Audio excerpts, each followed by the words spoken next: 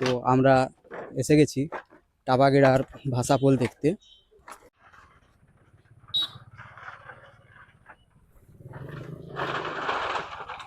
পারাপার হতে কত করে নিচ্ছে? ওই তো 2 টাকা করে। 2 টাকা করে, মানে যেতে 2 টাকা আসতে 2 টাকা? হ্যাঁ। আচ্ছা।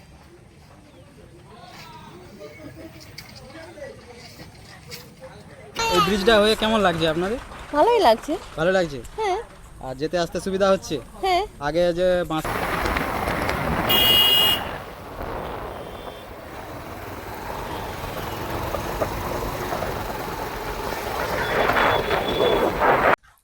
তো রাধে রাধে বন্ধুরা, নমস্কার এবং স্বাগতম সবাইকে। তো আমরা এসে গেছি টাবাগেড়ার ভাষাপোল দেখতে। তো এই ভাষাপোলটি মাস দেড়েক হলো নবনির্মিত হয়েছে। তো আপনারা দেখতে পাচ্ছেন কতগুলি নৌকো পরপর সাজিয়ে তার উপরে বাঁশের পাটাতন দিয়ে এরকমভাবে ব্রিজটি তৈরি করা হয়েছে, ভাসমান ভাষাপোল।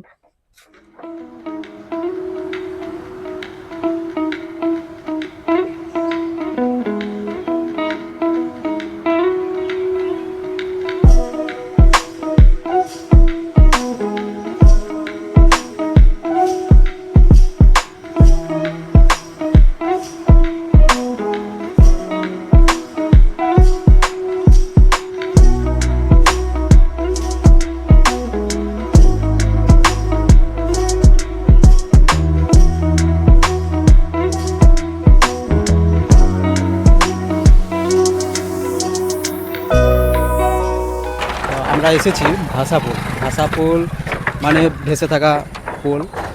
দেখতে পাচ্ছেন নদীতে জল বাড়লে এই নৌকাগুলোও তখন ভেসে যায়, আবার জল কমে গেলে নৌকাগুলোও নিচে নেমে যায় আর কি।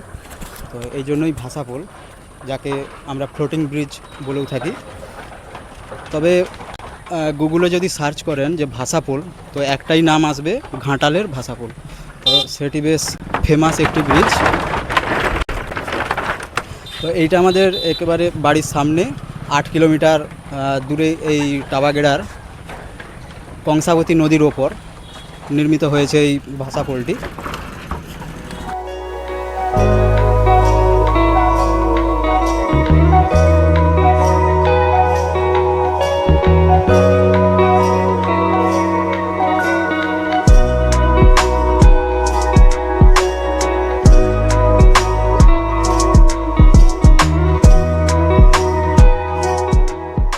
ঘাটালের কথা যদি বলে থাকি, ঘাটালের যে ভাষা ব্রিজটি, ভাষাপোলটি, সেটি ব্রিটিশ বিজনেসম্যান ওয়াটসন 1850 সালে তার ব্যক্তিগত ব্যবহারের জন্য তৈরি করেছিলেন।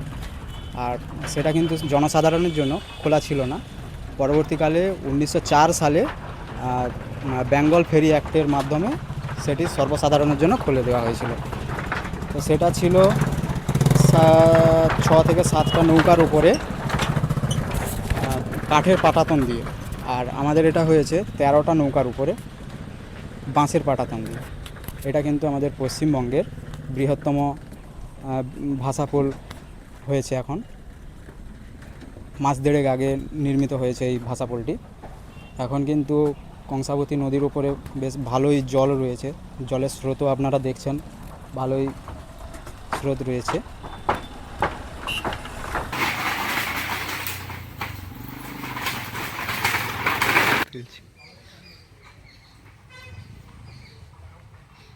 এই ভাষাপোলের উপর দিয়েই সাইকেল, মোটরসাইকেল, টোটো এবং সাধারণ মানুষ প্রতিদিন যাতায়াত করছেন। তো এখানে শোনা গেছে 22টা গ্রামের মানুষ এই ভাষাপোলের উপর দিয়ে যাতায়াত করে।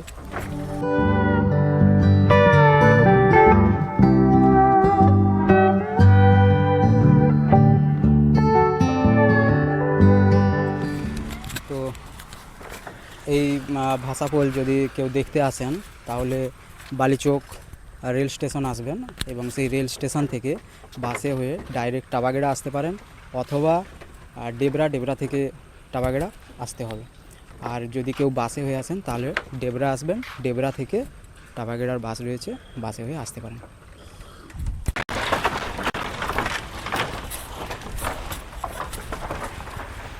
আমাদের জ্যাঠামশাইকে পেয়ে গেছি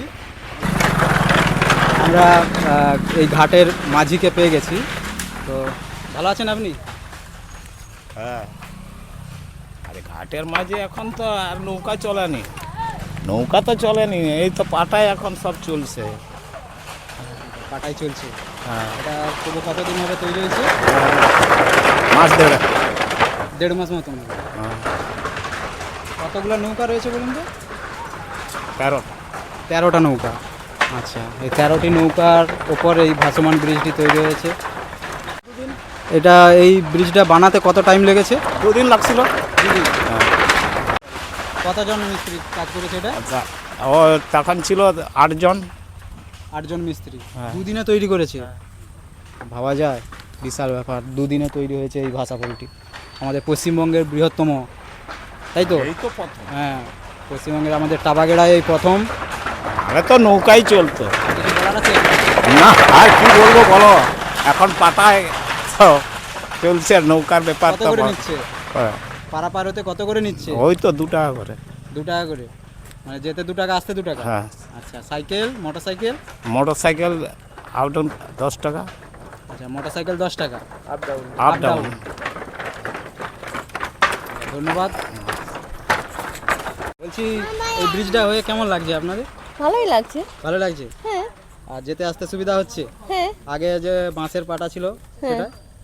এটা ভালো লাগতো, এখনো ভালো লাগছে। আচ্ছা।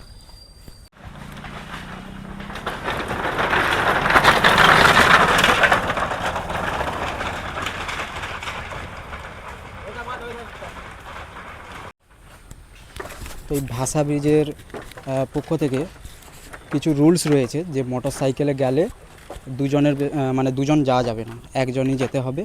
এবং যদি দুজন যাওয়া হয় তাহলে কিন্তু 501 টাকা ফাইন দিতে হবে। আর মোটর সাইকেলে 50 কেজির বেশি লোড নিয়ে যাওয়া যাবে না। যদি 50 কেজির বেশি হয় তাহলে কিন্তু 501 টাকা ফাইন দিতে হবে। তো সেক্ষেত্রে হেঁটে মাথায় করে নিয়ে যেতে পারেন, হেঁটে মাথায় করে নিয়ে যেতে পারেন। আর সবচাইতে বড় কথা যেটা, এটা পার হওয়ার জন্য 4 টাকা লাগছে, যেটা আপনাদের খুচরো আনতে হবে। আর মোটর সাইকেল হলে 10 টাকা লাগবে, সেই 10 টাকা খুচরো নিয়ে আসবেন, কারণ এখানে ফেরত দিতে খুবই অসুবিধা হয়। হাজার হাজার মানুষ প্রতিদিন যাচ্ছে আসছে।